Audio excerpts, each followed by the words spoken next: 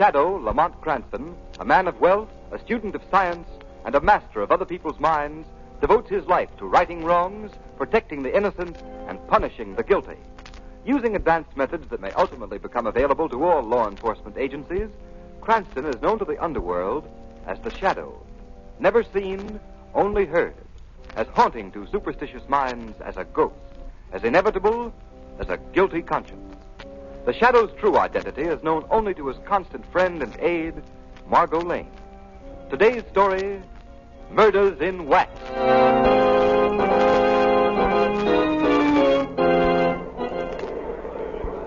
Ladies and gentlemen, we invite you to step inside and view the illuminating and educational exhibits that are the features of our waxworks. See Bluebeard actually slaying his 8 wives. See Custer's last stand. See the capture of George Keegan, public enemy #1, and many other thrilling, lifelike tableaux. The price of admission is only 1 dime, 10 cents. Our lecture is just starting, and if you hurry, you'll be just in time to witness the complete show on the inside. Step right up now. How many for the fees? 2, please.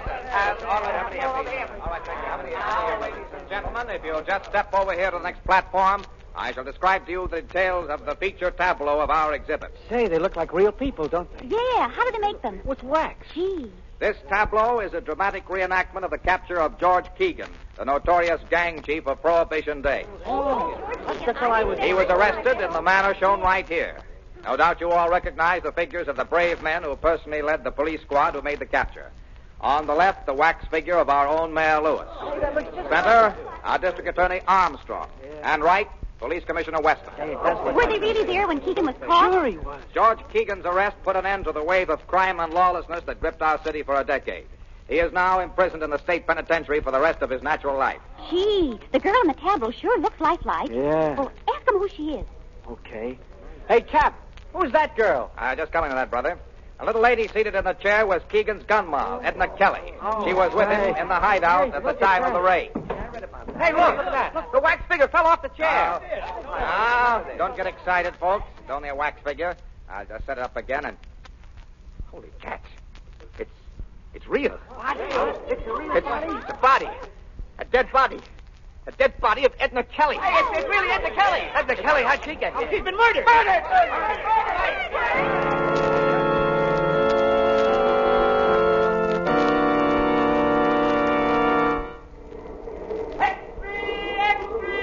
Gun mysteriously murdered. Read all the gangster found slain. Here you are. Read all about the waxworks murder.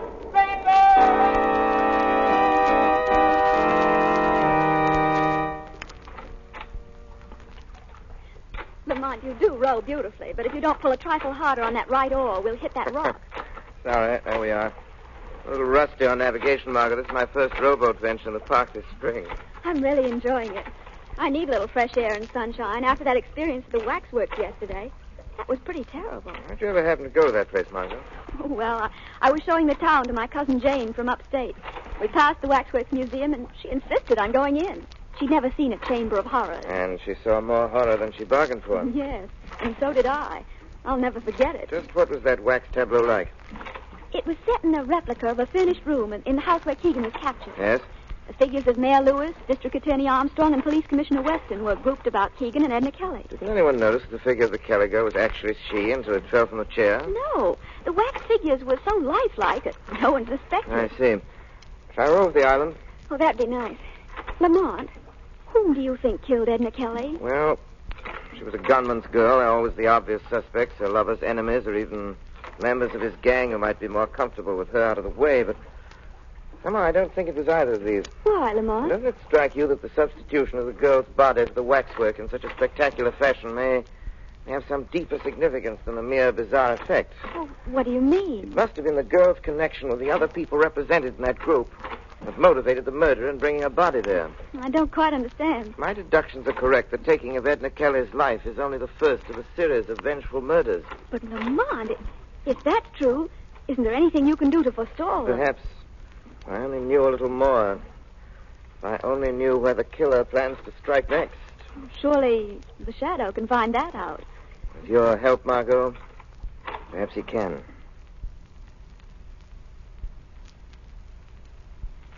A fine bunch of detectives I've got in this department. You call yourselves a homicide squad? That's a laugh. But, Commissioner Weston, we've combed this city. Hogan, have you checked on the story of the museum proprietor? Commissioner, you talked to him yourself. Have you verified his statements? Yes, Chief, they're solid. Yeah. The murderer entered the Waxworks Museum by a back door. It was found jimmied. After he put Edna Kelly's body in a tableau, he took the wax image of her outside and buried it under some trash in the alley. Did you go over the image for fingerprints, Cardona? Yeah, but we couldn't find anything. Tell him about the face. Oh, yeah, Commissioner. Funny thing, the face of the wax dummy had been slashed with a knife across the left cheek. Why didn't you tell me that before? You know what that means as well as I do. That's right. That's the mark of a squealer. Yeah, but it couldn't have been any mob stuff.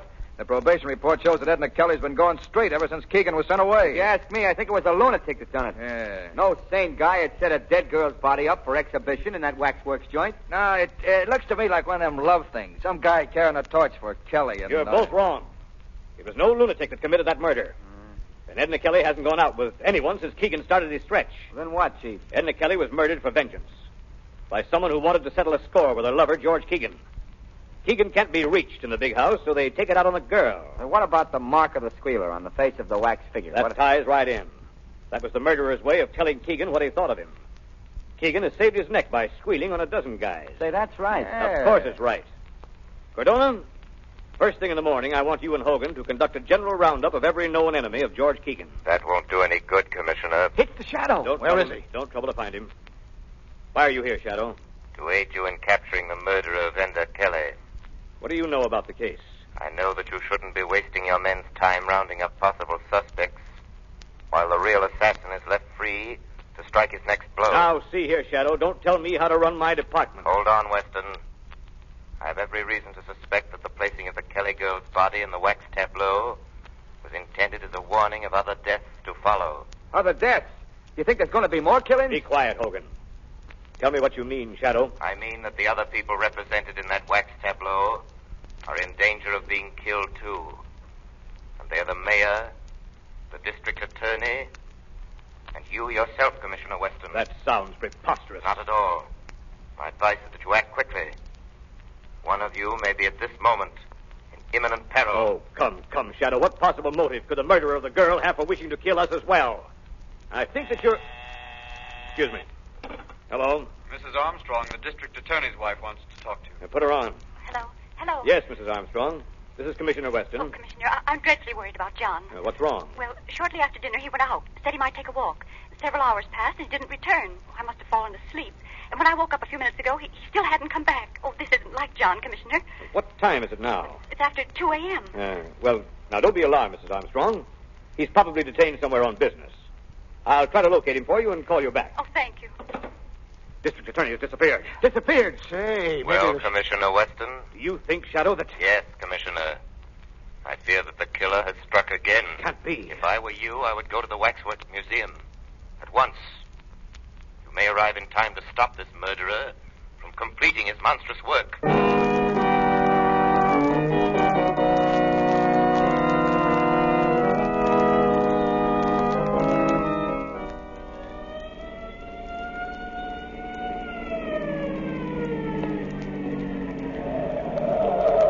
Here's the Wax Museum, Commissioner Weston. Sergeant, take some men around to guard the back door. Yes, sir. Cardona, has anyone any keys to this place? No, sir. We'll have to force the lock.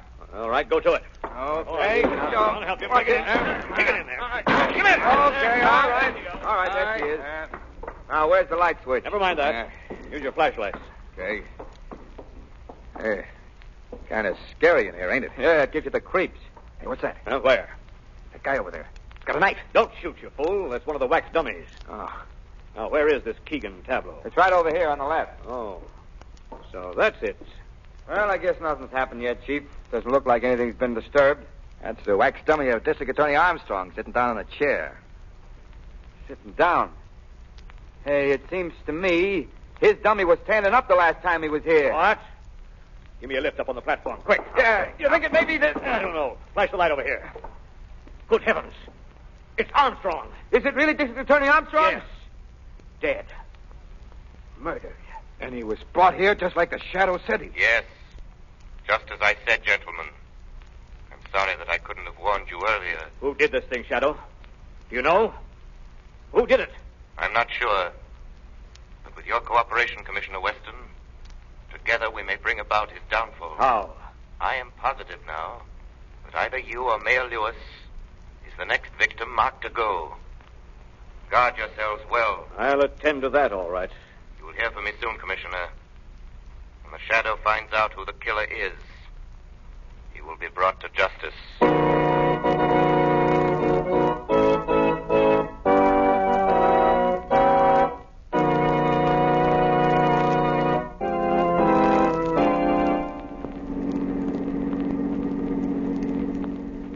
I think it's quite evident now, Margot, even to Commissioner Weston, that the killers aim to do away with everyone concerned in that tableau. Then, Lamont, you mean the mayor, the commissioner, and Keegan? They're the only ones left. Exactly. Let me see, I should take a right turn here. Lamont, do you believe these murders are the work of a madman? Not at all. I think that whoever's behind all this is quite sane, Margot, quite sane. What makes you say that? There's some important civic figures in that group. Their removal would be highly advantageous to a political rival. But surely political rivalry wouldn't be sufficient motive for these horrible crimes. I wonder. And besides the girl, Edna Kelly, how would she fit into that picture? That's what we're driving up here to find out. There's the prison now. A cheerful-looking spot. I'll drive you up to the gate and let you out. I shan't go in with you. Why not? The warden, Mr. Driscoll, has never been a particular admirer of mine. A feeling which I reciprocate. Why, Lamont? Well, I had occasion to expose the graft-ridden conditions in this prison a few years ago. Naturally, that didn't make me too popular with Mr. Driscoll. Here we are. Now, you remember what I told you? I think so. I'm a reporter from the Daily Globe. I'm to ask for an interview with Edna Kelly's sweetheart, Keegan. And when I see him, I'll try to find out from him. Please tell me something, Mr. Keegan. The readers of the Daily Globe have sent us thousands of letters expressing their interest in your reaction to the tragic death of Miss Kelly. I ain't got nothing to say about it. Do you believe that the killing was executed by one of your enemies? I wouldn't know. You loved Edna Kelly, didn't you? Hey, what are you giving out with, the Lonely Hearts column? No. No, you see... Lay off that love stuff. But, Mr. Keegan, I was sent up here by my paper to get a human interest story from you. And after all... Well, you were fond of Miss Kelly. She was your girl. My girl? Oh, no. But I'll tell you what Edna Kelly was. She was the same as any other dame, see? She was a double-crosser. But I thought... Wait a minute, Wait a minute, I didn't mean that. Don't write nothing like I just said there. I get a little screwy sometimes when I think about what happened. Oh, of course. I understand. So, just don't write nothing, will you? No, but what about this theory that she was slain by one of your enemies, Mr. Keegan? I wouldn't know. I tell you, Lamont, he flared up so suddenly when I asked him if he really loved her. I was scared to death. He called her a double-crosser, eh? Yeah, but he regretted it the next second. He asked me to be sure and not write anything about it. It's most interesting, Margot, and thank you for your excellent work. But has what I told you helped you unravel any? Greatly. Well, what happens now? I think that there are many more interesting facts to be learned there at prison. Yes? This evening, the Shadow shall pay a call on his old friend, Warden Driscoll.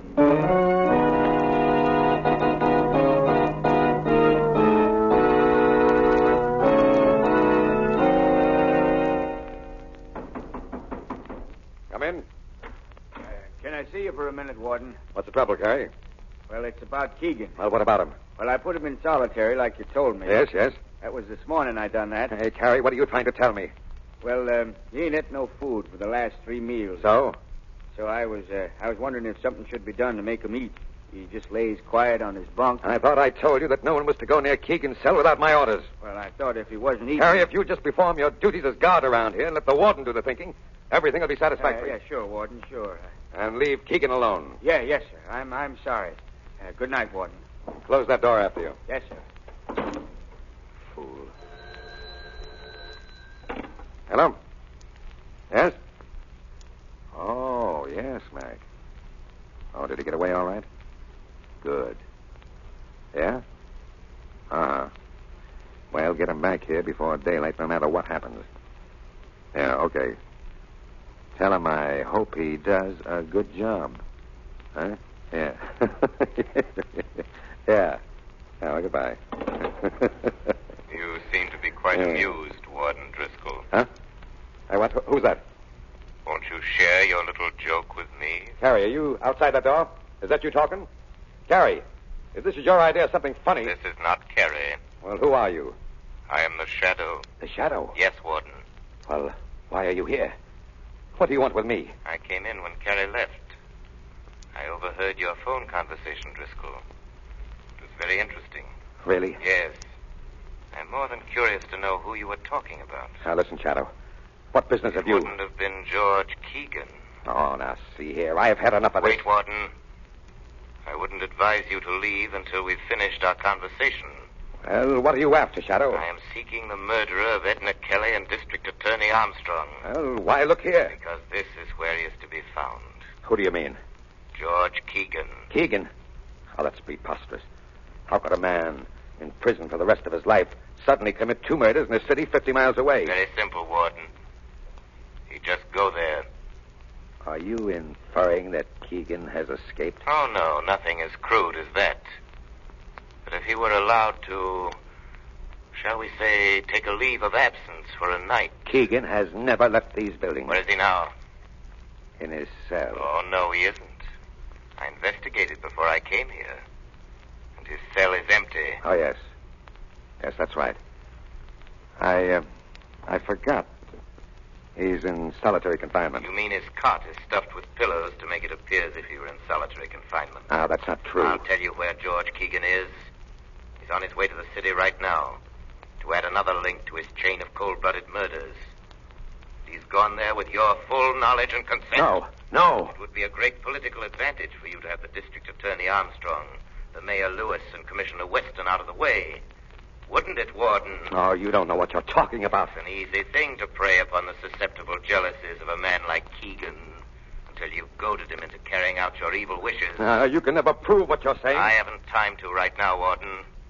The lives of the mayor and the commissioner are at stake unless I'm able to stop Keegan. I shall present more than enough proof necessary to implicate you to the district attorney's office in the morning. So you'd better think hard and fast, Warden Driscoll.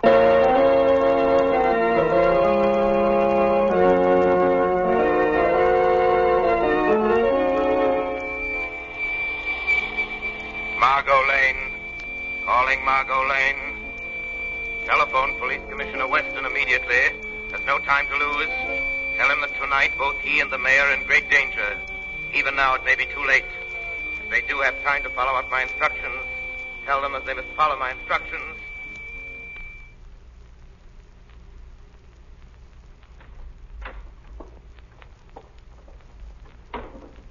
All right, Mr. Mayor. Stay sitting at that desk and keep your back to me. I got a gun here. Don't turn around. Just listen. I'm George Keegan. Remember me? You was one of the heroes that made the pinch when I was picked up. You must remember. Why, they even got a little statue of you and me down at the Wax Museum. Now do you know?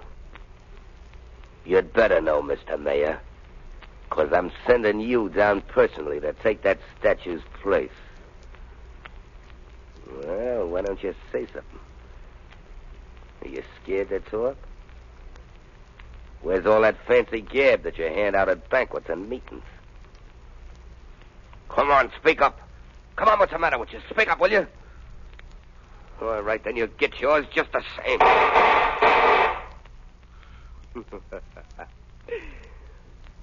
Looks like I just brought about a special election. Now, Mr. Mayor, I'll just take this corpse of yours down to the museum and then... Hey, what's this? This ain't nobody. It's a dummy, a plant. What? You've gotten your targets mixed, haven't you, Keegan? Who's that? Aren't you surprised to find yourself shooting at a wax dummy? Come on out in the open. Who are you? I'm right here with you. I am your shadow. Come on, can that phony talk. What are you, a copper? No, just your personal nemesis, Keegan. Now, I'd advise you to drop that gun. Not a chance. Close in on him, Commissioner Weston. Wait. Up with your hands, Keegan. Let go of me. Let go of me. Take that gun away from him. Yeah, Chief. This is your waxworks murderer, Commissioner. Thank you, Shadow. You guys ain't got nothing on me. How did you get out of jail, I Keegan? flew out the window. With the help of Warden Driscoll. Is this true? Did Driscoll aid you in these crimes? Driscoll wasn't in. Who's that? Ah, I see you've caught him. Good work, Commissioner. Hello, Warden Driscoll. What brings you here? This man, Keegan, escaped from my prison tonight. And I learned that his purpose in leaving was to make good a threat he'd made on the life of our mayor. Hey, what is this baloney you're throwing out, Warden? Quiet, you. I've just learned that this isn't the first time he's got out either. A very good story, Warden. Only I think that George Keegan could tell us a different one. Shadow, you here? Yes. And I sort of expected you'd come too, Warden. What's this all about, Shadow? Perhaps Keegan can explain that to you, Commissioner. How about that? Listen, I ain't no squealer, see? But that warden ain't telling the truth, not one bit. That's all I gotta say. Hey, Commissioner, what is this all about? Am I being placed under suspicion here in the testimony of a shadow? Just a minute, Warden. What are you holding back, Keegan? I can answer that for you, Commissioner Weston. Keegan is shielding the warden as the real instigator of the Waxworks murders. That's a lie. He wanted you all out of the way, Commissioner, so he employed Keegan as his instrument of murder. Don't listen to him. Go on, Shadow. But first, he had to give Keegan sufficient incentive to perform these crimes, so he went to work on his emotions, his jealousy. How? He told Keegan that his girl, Edna Kelly, had been double-crossing him, right along. Keegan, this was a lie. Huh? What, do you mean she was on a level? Absolutely, Keegan. Why, Driscoll, you dirty... Hey, look out, he's got another gun. Hey, don't. Go on. Go on, roll in pain. Just like Edna done before she died. That's right. Try to talk. That's what she done, too. And I laughed at her. I laughed at her. Laughed at her, that's what I did. Take him away. Laughed at her. Driscoll is dead, Commissioner. Well, perhaps that's for the best. Oh, Shadow. Are you still there? Yes, Commissioner. I want to thank you heartily for this night's work. I seek no credit, Commissioner. However, I have a suggestion for you. What's that? If the Wax Museum decides to create a new tableau depicting this present event, it might be wise for you to arrange to be excluded from it. It gives people ideas.